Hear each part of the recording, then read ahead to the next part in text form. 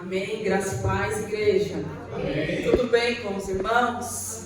Se não estava bem, ficou, porque foi um santuário de amor aqui, né? Nessa noite, que coisa linda, meu Deus do céu, como ele invade. A partir do momento que a gente dá espaço para esse Deus, ele faz morada, ele faz tudo no meio do seu povo. E como é bom sentir essa presença, como é bom sentir esse cheiro, como é bom sentir que ele está chegando, ele já habita em nós e nós sabemos disso. Mas é muito interessante quando vem aquele mover, quando vem aquela situação linda, maravilhosa. Olha o que Deus faz para nossas vidas. Pecadores, comedores de arroz e feijão, só isso. E ele vem, traz essa abundância de amor, derrama sua graça, fala conosco, faz a gente chorar. De tanta que é a presença desse Deus. O que vivemos aqui, ainda há pouco, crendo que Ele falará muito mais ao nosso coração, que em nome de Jesus eu venha a ser quebrantado por esse Deus, diminuída, que Ele venha crescer em mim, que meus irmãos venham estar atentos para ouvir. Porque a Bíblia toda nos leva a Jesus Cristo, mas esse mês em especial a gente vai falar de Emanuel. E isso é tão maravilhoso, porque vai ser um foco específico no amor das nossas vidas, né? Então, o Senhor colocou no meu coração Lucas, o capítulo 2.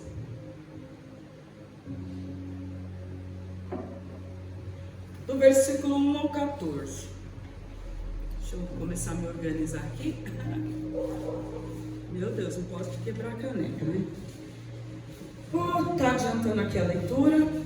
Lucas capítulo 2, do 1 ao 14. O nascimento de Jesus. E aconteceu naqueles dias que saiu um decreto da parte de César Augusto, para que todo mundo se alistasse. Este primeiro alistamento foi feito sendo Cirenio presidente da Síria. E todos iam alistar-se, cada um à sua própria cidade. E subiu também José da Galileia, da cidade de Nazaré, a Judéia, a cidade de Davi, chamada Belém, porque era da casa da família de Davi, para alistar-se com Maria, sua esposa, que estava grávida. E aconteceu que, estando eles ali, se cumpriram os dias em que ela havia de dar à luz, e deu à luz a seu filho primogênito, envolveu-o em panos e deitou-o numa manjedoura, porque não havia lugar para eles na estalagem. Ora, havia naquela mesma comarca pastores que estavam no campo e guardavam durante as vigílias da noite o seu rebanho. E eis que o anjo do Senhor veio sobre eles, e a glória do Senhor os cercou de resplendor, e tiveram grande temor.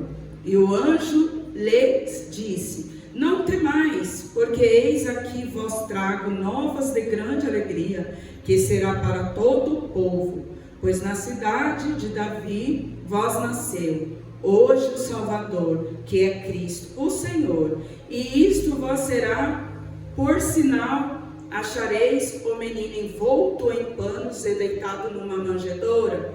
E no mesmo instante apareceu com o anjo uma multidão dos exércitos celestiais, louvando a Deus e dizendo: glória a Deus nas alturas, paz na terra, boa vontade para com os homens. Amém, irmãos? Amém. Que maravilha, né? Poder viver tudo isso, saber que ele nasceu.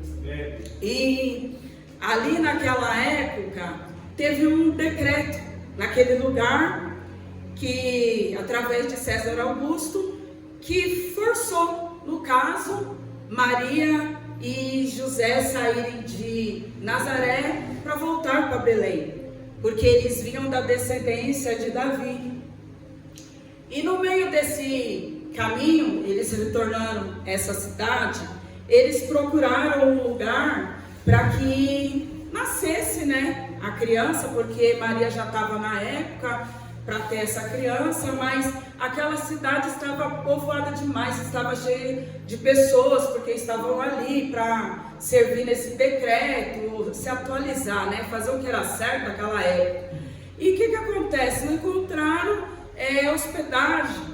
E o que acontece? José e Maria acabaram entrando dentro de uma estrebaria, né? E o tema dessa minha ministração ficou assim: Jesus só precisava de uma estrebaria e uma manjedoura. E aí, o que acontece? Maria entra nesse local e ali ela tem as dores do seu parto, e ali vem ao mundo Jesus, Filho de Deus, através de Maria. E Maria ali, ela pega alguns panos, envolve o seu bebê, envolve Jesus e coloca Jesus numa manjedoura. E ali é interessante porque, e também não é errado, muitas mães hoje, eu também passei por isso, quando a gente engravida, a gente planeja um enxoval, a gente quer comprar o bercinho, e geralmente a gente quer comprar no período de 6 meses, mês, 7 meses, porque pode nascer esse bebê já com 7 meses. E o engraçado que Maria não teve tempo para nada disso. Ela só precisava de um local para que o seu bebê nascesse. E o seu bebê Jesus, Emanuel, só precisava de uma manjedoura. E nós colocamos tantas coisas para acontecer nas nossas vidas, se preocupamos com tantas as coisas, e na realidade é só deixar Jesus nascer. Aleluia! E foi isso que essa mãe fez. E nós somos um povo muito preocupado. Muitas pessoas buscavam um Jesus rei. E muitos filhos de pessoas que nascem em berço rico, né, um berço de ouro, digamos assim, se acha que é tal coisas na vida. Mas Jesus, sendo rei, ele não precisou nascer com um berço de ouro. Ele precisou simplesmente ter um local e se deitar numa manjedoura. Porque ele era rei, ele é rei, ele é o príncipe da paz, ele é o Senhor dos senhores. E o rei que é rei, ele vem para salvar. Então não importa o berço, tem que ser o berço de uma manjedoura, assim como foi Jesus para a nossa vida, né? E Emanuel nasceu e ele ainda quer nascer. Jesus, ele precisa nascer nos nossos lares. Jesus, ele ainda continua nascendo, porque na onde Jesus nasce, ele traz restauração, ele traz livramento, ele traz salvação. Então Jesus, ele precisa que continue tendo lares para que ele venha nascer nesses lares. Ele precisa desse espaço e nós precisamos dar esse espaço na vida. Ali teve um decreto através desse homem, né, César Augusto, mas era um decreto que já era um decreto de Deus. O Senhor usou aquele homem para que as profecias dos Velhos Testamentos se cumprissem. Então ele usou essa situação para que Maria voltasse a Belém, porque era um lugar determinado por Deus que ele nascesse ali. Então o Senhor, ele usa pessoas, ele usa conforme ele quer e da maneira que ele queira, para que aquilo conclua nas nossas vidas, que o propósito dele seja nas nossas vidas. E ali ela fez essa viagem e esteve naquele lugar, e ali se cumpriu esse propósito. Nós continuamos ainda a viver alguns decretos dos homens, mas com o propósito de Deus. Aleluia. Foi estabelecida uma data para nós, mundialmente, que Jesus nasceu dia 25 de dezembro. E muitos vão questionar, aqueles que estudam, que sabem, mas não é o dia que Jesus nasceu. Mas teve um decreto, uma data, para unificar todos os moradores da terra, para que se tivesse ali compaixão, que seus corações nesse momento maravilhoso derramasse suas lágrimas, quebrantasse seu coração. É uma oportunidade porque o Senhor, Ele tem oportunidades para a nossa vida. E essa data a gente tem que ter ousadia nela. A gente tem que receber isso com amor. Nós temos que fazer dessa data o melhor da nossa história. É um momento onde a gente abre a estrebadeira do nosso coração. É na onde a gente coloca ali um local para Jesus nascer e entrar. Nós temos que parar de, quando chega Natal, como muitos que eu conheço, ficar ali pensando em quem se foi, sendo que Jesus quer trazer vida. E nós precisamos valorizar quem é estar conosco, os vivos que o Senhor ainda não levou. Nós temos que fazer dessa data um momento único, trazer o que temos e oferecer o melhor nessa mesa, convidar pessoas para que entrem em nossa casa. E quantos estão fechando a porta? E quantos não estão dando uma estalagem para Jesus nascer? Mas o propósito de Jesus continua o mesmo, querer nascer num ambiente, talvez num ambiente escuro, talvez num ambiente de dor, mas esse é um ambiente promissor para as coisas de Deus sejam valorizadas novamente. Vocês sabem, meus irmãos, que quando meu pai era vivo e minha mãe tinha saúde, a minha casa era cheia de pessoas no Natal. E lá comia quem levou e quem não levou. Todo mundo sentava àquela mesa. Todo mundo, meus pais e eu talvez também, não sabia que Emanuel tinha nascido naquele lar. Era questão de tempo para mim descobrir que Emanuel já estava vivendo naquele lugar. E com o tempo, o que acontece? Meu pai se foi, mãe já ficou doente. E o que aconteceu? Aquele lugar que tinha a presença de Emanuel na mesa, no dia 25 de dezembro, acabou ficando para trás. A ceia, que sempre foi proporcionada, ficou distante para trás. E por vários tempos, quando chegava essa época tão linda e tão maravilhosa, as minhas filhas chegavam com aquelas lamentações, quando meu avô estava vivo e quando minha avó estava saudável, era aquela ceia, mãe, você lembra? Vinha todo mundo em casa, a porta era aberta, não tinha medo de ladrão que ia, a porta era aberta, as pessoas eram convidadas a estar. E aquilo foi corroendo minha alma, porque com o longo do tempo se distanciou isso da minha vida. E foi o que eu aprendi. Mas o Senhor falou comigo, falou, por que não volta? E foi extraordinário, porque eu chamei o meu esposo, que nós já estávamos casados, e estava assim, uma ceia de Natal morta, com Deus vivo, porque a gente ia onde as pessoas escolhiam, a nossa casa, que é a nossa casa, o lar que era para ser aberto também, colocar pessoas para ver se Emanuel começou a ficar fechada. E aí eu falei, Alex, nós temos que parar com isso, filho. Nós temos que receber. Quem quiser vir, vem. Quem que não quiser, não vem. Quem quiser comer, come. Quem quiser comer, come em abundância. Mas Emanuel vive na nossa casa. E mudou essa história na nossa casa de verdade. A gente sai, talvez Natal, se alguém convidou, mas com aquilo. Se saímos Natal, Ano Novo, recebemos. E isso está sendo muito bom, porque minhas filhas estão se alegrando novamente. Nós temos que continuar com a marca desse Deus vivo, com esse Emanuel. Então a gente tem que proporcionar ceia assim. Nós temos que falar dessa graça, desse Deus, oferecer o melhor para as pessoas, que é a oportunidade, Vinícius. É a oportunidade de você trazer, vem ceiar, não ter medo que pessoas entrem na nossa casa. As pessoas têm que ver que tem uma diferença no seu lar. É abrindo a porta do seu coração, transferindo essa bênção, transferindo esse amor, transferindo essa vida. E a gente começa a se programar. Júlia, então, como se programa? E eu falo, ela está certa. E ela falou para mim, mãe, quando eu casar, vai ter ceia na minha casa. Aleluia. Vai ter pessoas, vai ter jogos na minha casa. Vai ter cantoria na minha casa. Entendeu? Ela falou assim, não vai parar.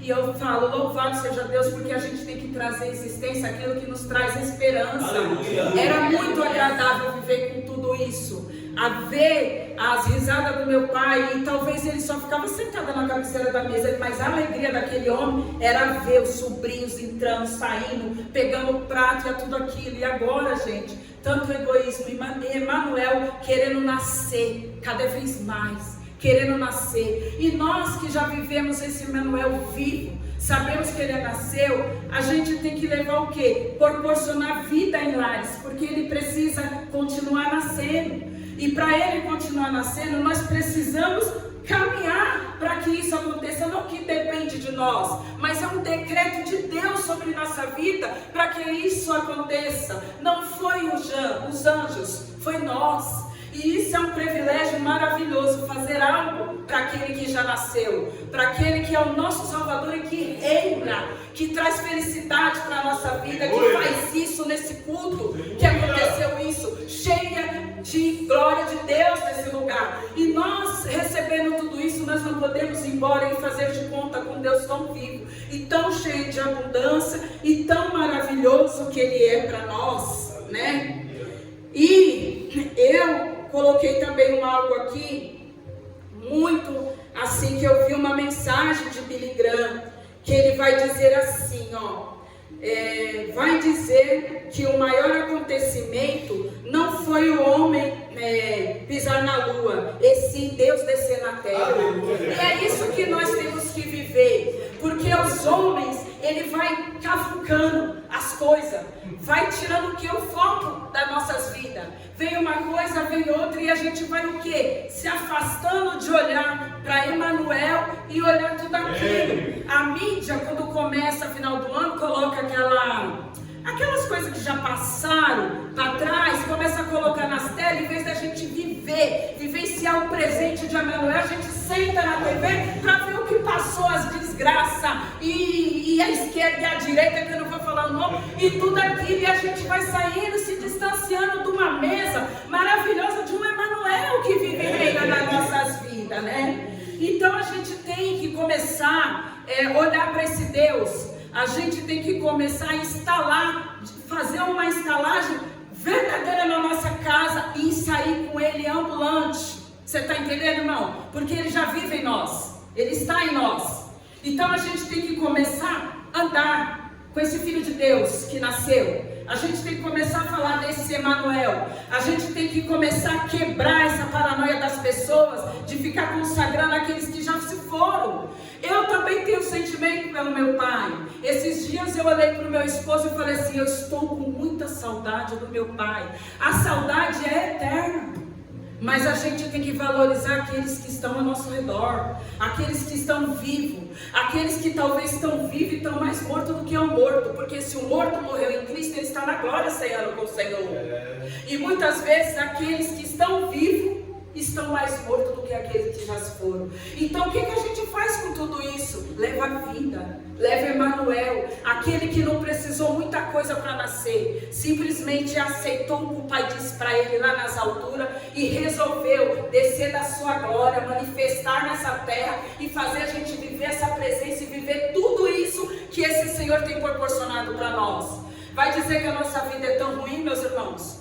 366 dias, quando é aquele ano bissexto, ou se não os 360, eu me recuso a dizer que foi só coisa ruim, quantas coisas boas, quantos aparatos do Senhor, quantos livramentos, quantas coisas que o Senhor nos concedeu, pessoas que o Senhor nos enviou, dando oportunidade para que a gente fala desse amor, pessoas que a gente conseguiu servir com alguma coisa, e olha que a gente não tinha nada. Nascemos sem nada nessa terra, e com poucas coisas, quantas coisas fizemos nesse ano, inclusive na Casa Sal, 1/2 tonelada de comida, gente. Aleluia. Acho que 20 pessoas aqui dentro. Olha o mover desse Deus. Nós temos que ser gratos a esse Deus, nós temos que parar de reclamar, e isso eu falo comigo, a palavra entrou no meu coração. Eu não venho aqui, sabe, de bonitinha, não. Deus fala comigo e eu choro, e ali eu falo: Senhor, me perdoa, o que eu faço? Me ajuda a ser melhor, transforma-me a mim, me ajuda a crer mais, me alimenta mais com a sua fé. Quantas coisas foram feitas? Olha o que nós vamos fazer agora, não acabou o ano, 2 ceias. Vamos presentear crianças com câncer, e algumas crianças aqui, olha o que Deus está fazendo. Sejamos gratos, Emmanuel vive, Ele está vivo, Ele está nesse lugar.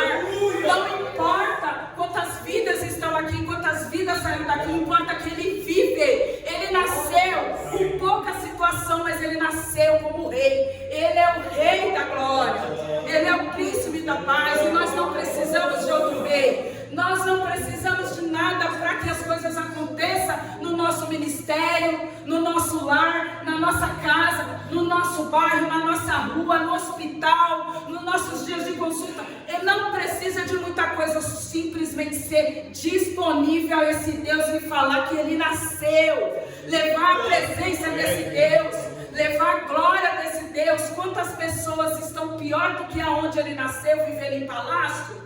Quantas pessoas? Ele nasceu numa gruta, gente, numa gruta. Ali foi fechada as portas, mas a profecia se cumpriu. E até nos dias de hoje, um evento maravilhoso está para acontecer para nossas vidas, crentes, que é Ele vir buscar a igreja santa, santificada, que somos nós, porque nós estamos buscando esse tempo e nós não podemos desistir, nós não podemos deixar ser quebrado por um jugo de Satanás na nossa vida. Um Satanás que desde o nascimento desse Deus tenta matá-lo, destruí-lo, e ele ali, ó, nascendo, vivendo, entrando na nossa vida, entrando na nossa casa, entrando nos lares, porque Ele é vivo. Ele não se corrompeu. Ele não se corrompeu, mas nós se corrompemos por qualquer detalhe da nossa vida, inclusive a mim, que sou assim. A qualquer coisa que não dá certo, se corrompemos, saímos da sua presença, não oramos, não choramos mais, nós ficamos com nossos olhos secos. E o amor desse Deus na nossa vida, que largou tudo, nele não tinha nem formosura para dizer assim: é um Deus lindo, é um Deus maravilhoso, então vamos adorar, porque a pessoa gosta, a mídia gosta, todo mundo gosta de um corpo perfeito, de uma cara linda, de um cabelo escovado, mas Ele não precisou de nada disso para vir na minha vida e na sua. Ele não precisou de nada disso para nascer com o propósito de salvação para minha casa e para a sua casa. Então nós viemos se pôr de pé como soldados da paz, como um pequeno Cristo na terra, e fazer a vontade desse Deus.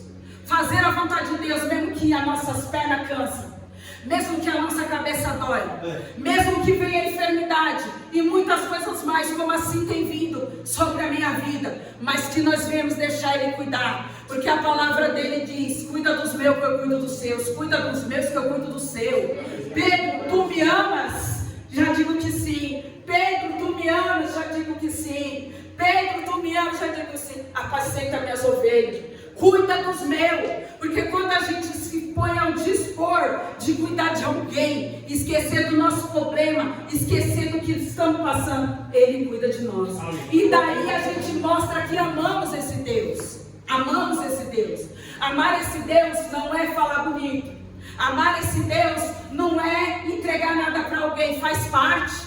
Porque quando nós somos cristãos, nós temos a consciência da servidão. Nascemos para isso, adorar, louvar e servir. Mas entenda bem que tem princípios atrás, tem muita coisa atrás, tem muita coisa que requer de nós. É o amor de verdade pelo próximo.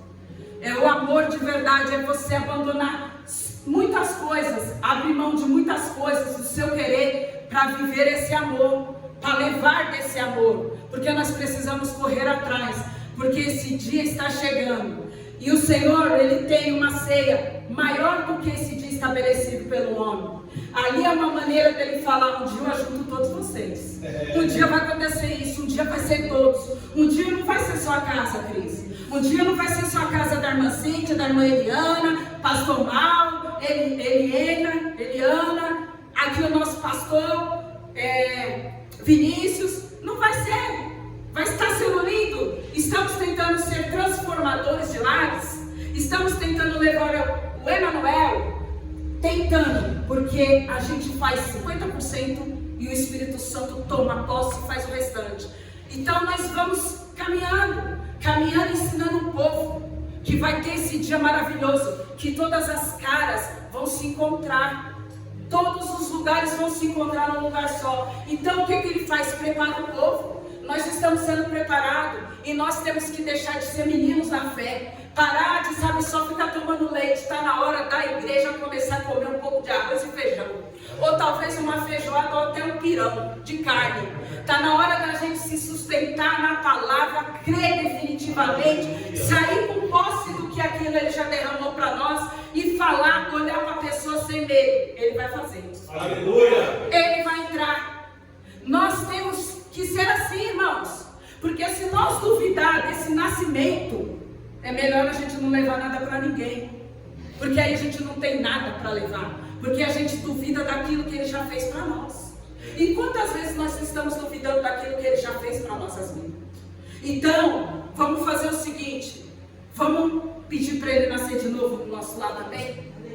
Porque talvez a gente se ache importante demais, bonitinho demais, e acha, mas eu sou crente, eu fui batizada, eu sirvo a Deus, mas talvez ele precisa nascer dentro do seu lar. Precisa nascer. Você precisa sentir ele de novo. Você precisa voltar a orar. Você precisa conversar com esse Deus. Dizer o tanto que ele é importante. O tanto que você crê desse nascimento. E que ele vem te ajudar a conquistar todas as promessas que ele tem para a minha vida e para a sua vida. Porque a palavra fala que são mais, na palavra de Deus são mais de 8.000 promessas.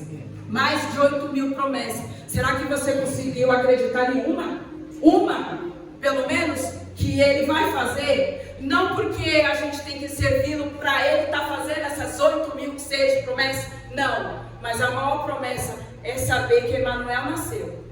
Que tem um dia que nós não sabemos. O homem estabeleceu 25 de dezembro. Glória a Deus por isso, coisa linda. Maravilhoso, continua Deus usando os homens na terra.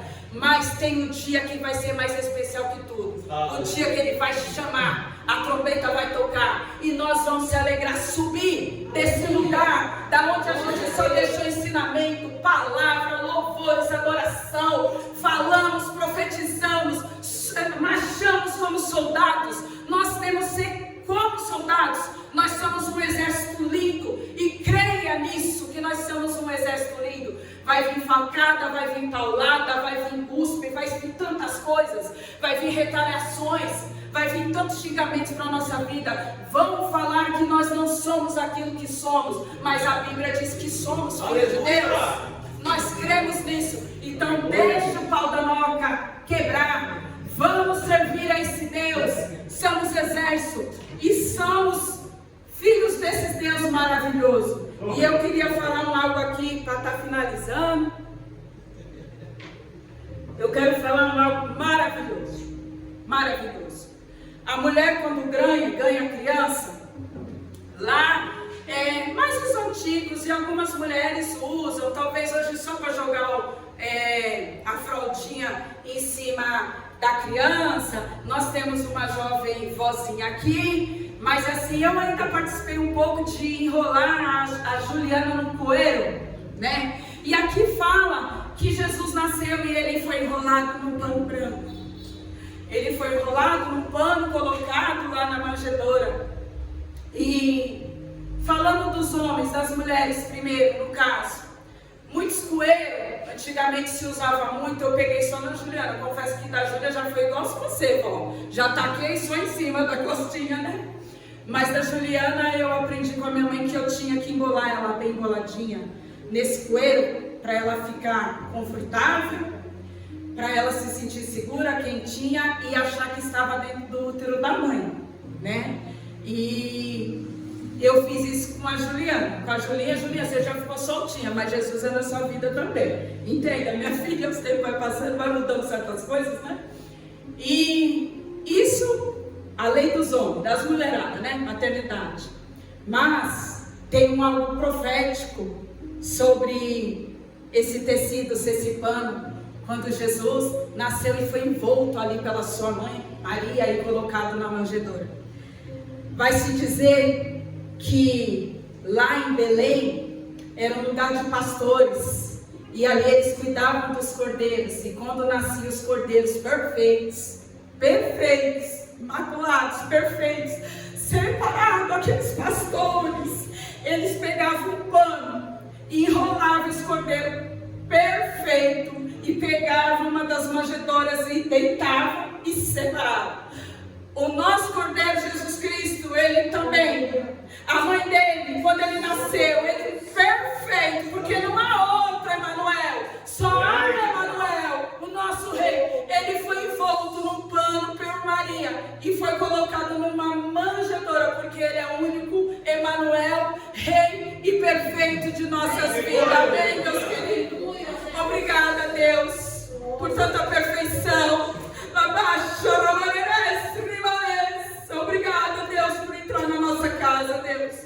Obrigado pelo seu nascimento, Pai. Obrigado, Pai, porque ter largado tudo, Senhor, oh, Pai, por nossas vidas, Pai. Que a igreja brasileira continua levando Emanuel. Que nós continuamos entrando em lares, levando Emanuel. Que nós viemos abrir a porta, ceiar com pessoas, levar comida para as pessoas e a palavra do Emanuel que vive e reina e virá para nos buscar, porque vai se cumprir tudo aquilo que o seu Deus proporcionou. Amém, meus queridos? Amém.